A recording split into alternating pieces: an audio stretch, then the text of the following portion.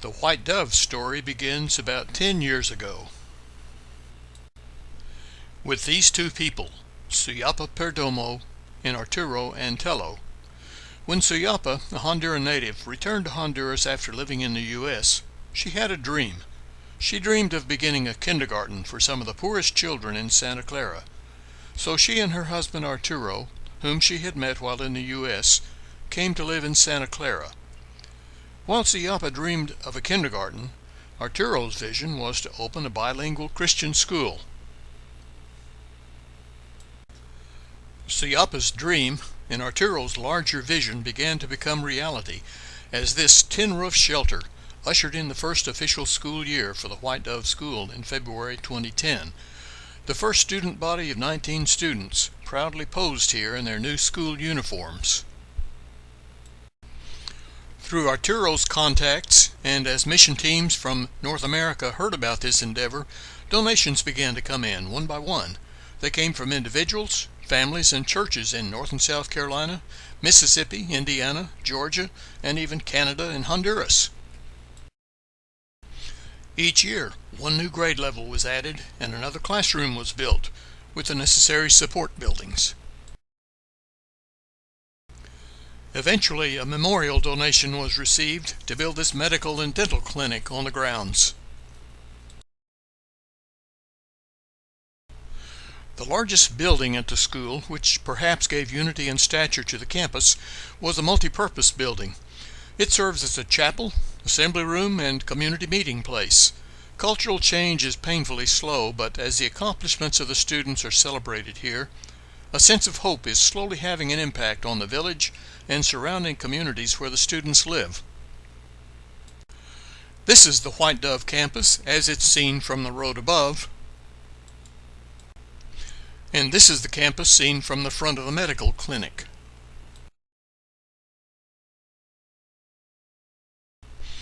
As White Dove's reputation grew, parents from outside of Santa Clara asked that their children be enrolled. Transportation was needed to accommodate their requests, so in 2014, a special mission donation from the First Presbyterian Church of Starkville, Mississippi, purchased a van to provide transportation. As the number of students from outside of Santa Clara continued to increase, additional transportation was essential.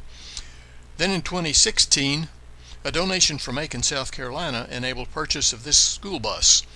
Now both vehicles are used as school buses every day, Monday through Friday.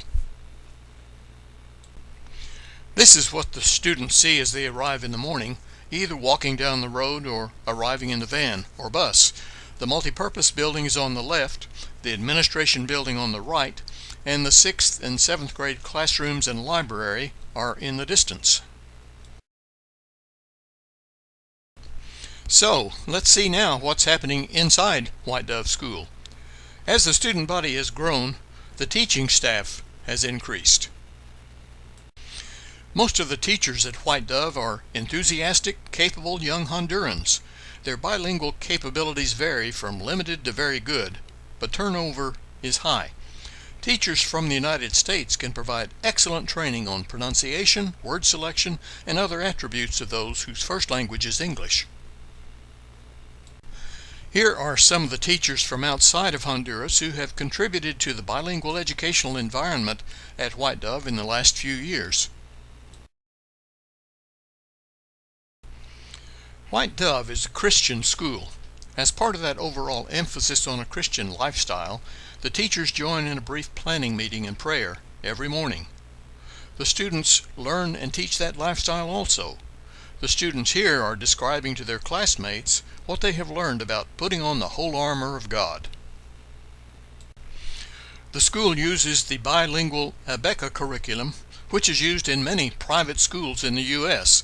Instruction is in English, and the student workbooks are in English.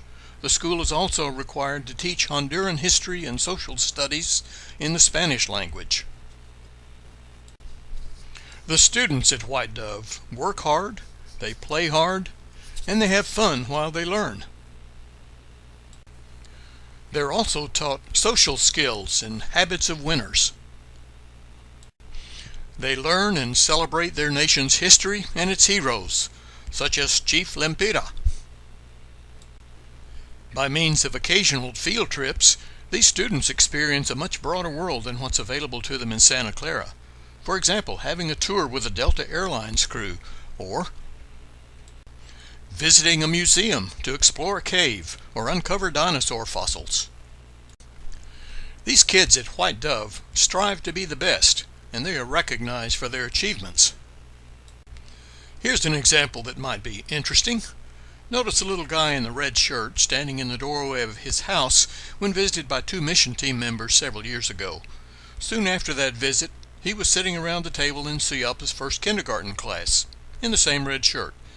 For the sake of his privacy, let's call him Jose. Jose is one of 12 children in his family. He's eager to learn. He uses the school library more than any other student. You see him here consulting the encyclopedia on something he wants to learn about. This is Jose with his proud parents. Jose was awarded a medal for academic excellence at the end of the 2016 school year. He will advance to 7th grade in 2017. Fortunately for Jose, a family in the U.S. has provided financial assistance enabling him to continue at White Dove. Despite their precarious financial situation, his parents have assured the school that they will allow him to stay in school. Do you remember the 19 students who started the school in 2010? A lot of them have remained at White Dove, and they've been joined by many others. This was a student body 2 years ago, and the number is expected to grow to about 100 students in 2017. So what, you might say? White Dove has a mission and a vision that you've been able to see. They provide an education that was not previously available to children in Santa Clara and the surrounding area. Their goal is to send out well-educated students with a strong spiritual foundation, students who know right from wrong and who will stand up for the right. Their students have experienced poverty firsthand. They know what it is to share and to help each other. They've seen and they've been taught that God's people love them and want them to succeed. They will have the character traits to be good leaders when they become adults. But Arturo and Suyapa need help to keep this vision alive and thriving. Because of the poverty in the area, many families can't pay for the education provided at White Dove. Fortunately, as the school's reputation spreads, the student body is slowly increasing in the numbers of paying students. But White Dove may never be fully supported unless the Honduran economy improves dramatically with jobs and an emerging middle class. So the school needs financial help to make up the shortfall in funds. In addition to financial support, the greatest need today is teachers. The Honduran teachers are very good, but teachers from the United States have added the truly bilingual touch that just doesn't come from people who know English only as a second language. Although most students from the surrounding areas are paying more of their own support, the poverty of the remaining student families necessitates outside donors to make up the difference. And finally, White Dove needs your prayers.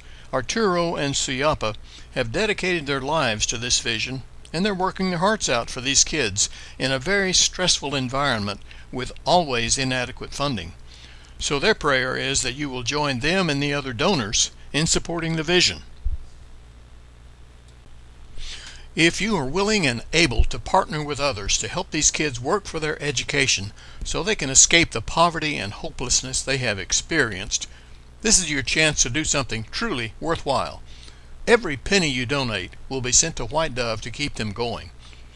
If you would like more information, maybe a current listing of needs, here's where you can find it. Contact Alan Blancett by email or by phone, or check the whitedoveschool.com website. I think you'll be very interested in what you see there.